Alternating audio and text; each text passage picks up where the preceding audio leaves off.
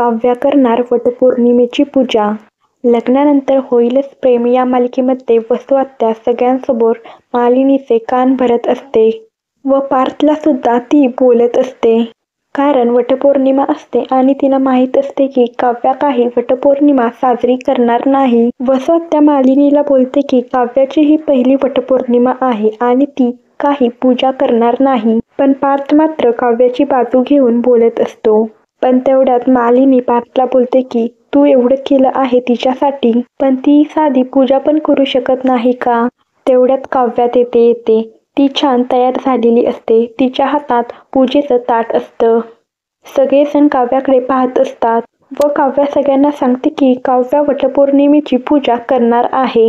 हे ऐकून पार्थ खूप खुश होतो आणि वसू आत्याचा प्लॅन फसल्यामुळे वसू आत्या तोंडघशी पडते व रम्या सुद्धा आश्चर्याने काव्याकडे पाहत असते.